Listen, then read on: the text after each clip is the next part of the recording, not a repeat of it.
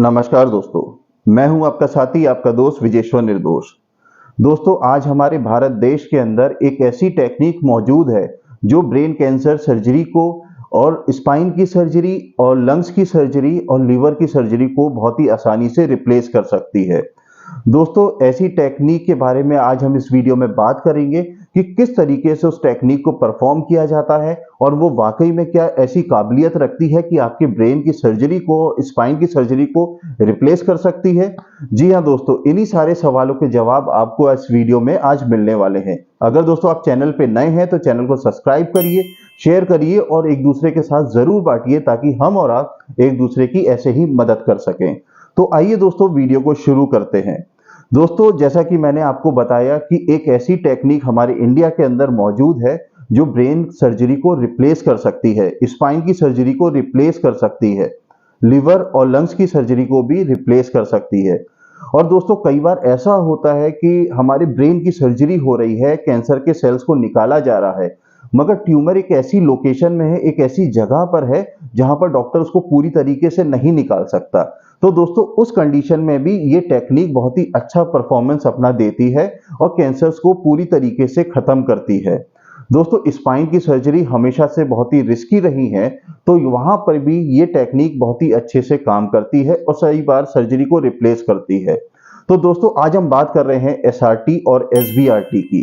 SRT दोस्तों stereotactic radiation therapy, जो कि ब्रेन केसेस में होती है, और उसी के साथ साथ दोस्तों एसबीआरटी स्टीरियोटैक्टिक बॉडी रेडिएशन थेरेपी, ये दोस्तों स्पाइन, लंग्स और लीवर में बहुत ही अच्छा काम करती है और सर्जरी को रिप्लेस करती है। दोस्तों, सर्जरी बहुत ही कॉम्प्लिकेटेड प्रोसीजर होता है। अगर आप ब्रेन सर्जरी कराते हैं या लंग्स की सर्जरी कराते हैं या लीवर की या स्पाइन की, तो सबसे पहली जो लिमिटेशंस हमारे पास आती हैं, क्या हम उसको अफोर्ड कर सकते हैं? क्योंकि दोस्तों ये सारी सर्जरियां बहुत ही कॉस्टली होती हैं और हर किसी की बस की बात नहीं होती कि इतनी महंगी सर्जरी को अफोर्ड कर सके। दोस्तों, इसी के साथ साथ हम एसबीआरटी और एसआरटी प्रोसीजर की बात करें, ये कॉस्टली तो हैं मगर इतने ज्यादा कॉस्टली नहीं है कि एक सर्जरी के बराबर इनके चार्जेस आए।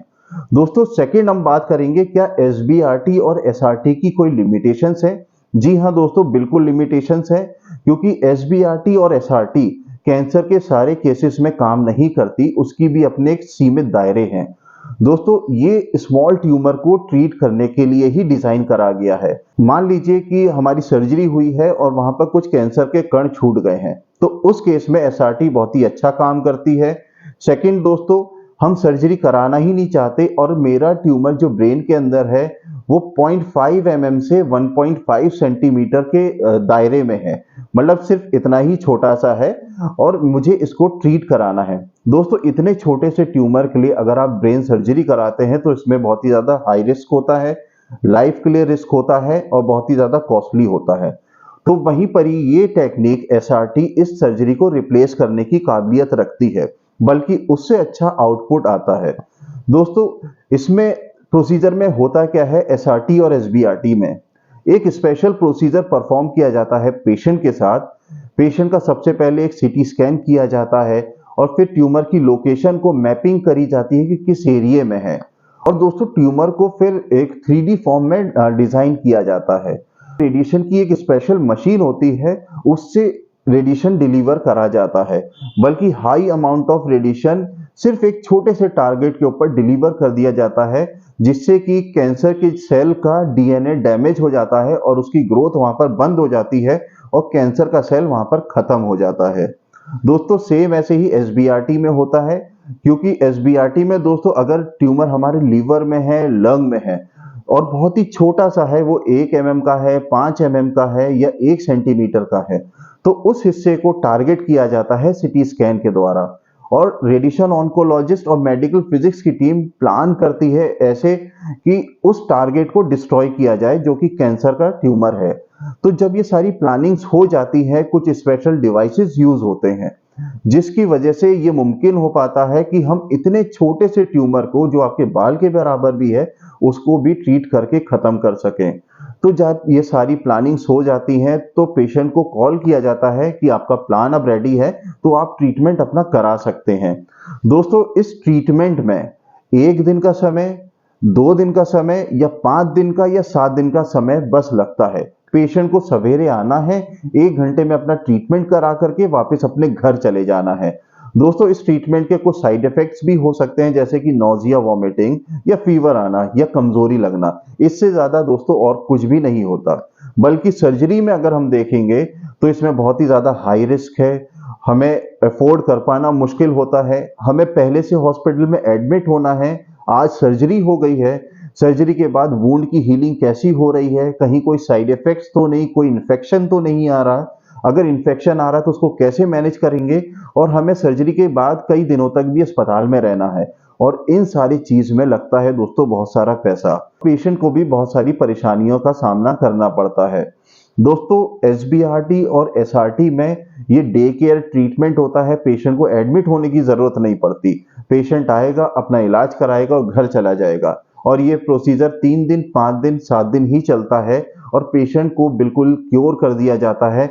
और उसके कैंसर सेल जो ब्रेन में है, स्पाइन में है, लंग्स में, लीवर में है, इसको पूरी तरीके से डिस्ट्रॉय करा जाता है, क्योंकि यहाँ पर हाई अमाउंट ऑफ रेडिएशन उस ट्यूमर के ऊपर दिया जाता है। और सबसे अच्छी बात इस टेक्निक की ये है कि इसमें जितने भी हमारे वाइटल ऑर्गन्स हैं उनको सिक्योर कर लिया जाता है, क्योंकि प्लानिंग ही आपका डॉक्टर और मेडिकल फिजिक्स की टीम उस सीटी स्कैन के द्वारा करता है ऐसी कि हमारी जो वाइटल ऑर्गन्स हैं उनके ऊपर कोई इफेक्ट ना पड़े, वो सेफ रहे, तो हमें साइड इफेक्ट्स नहीं आएंगे, और हमारा जो टारगेट है, जो कैंसर का टारगेट है, उसको पूरी तरीके से खत्म कर दिया जाए। तो दोस्तों आज ही हमारे पास बहुत ही रेवोल्यूशनरी 2 टेक्निक्स हैं जो सर्जरी को पूरी तरीके से रिप्लेस करने के लिए सक्षम है। और दोस्तों सिर्फ लिमिटेशंस यही है कि ये सिर्फ ब्रेन केसेस में हम यूज कर सकते हैं, हम स्पाइन में यूज कर सकते हैं इस टेक्निक को, लंग्स और लीवर में यूज कर सकते हैं। दोस्तों हम बड़े ट्यूमर में इसको यूज नहीं कर सकते, वहां पर हम दूसरी टेक्निक यूज करते हैं जिसके बारे में हम आगे कभी बात करेंगे।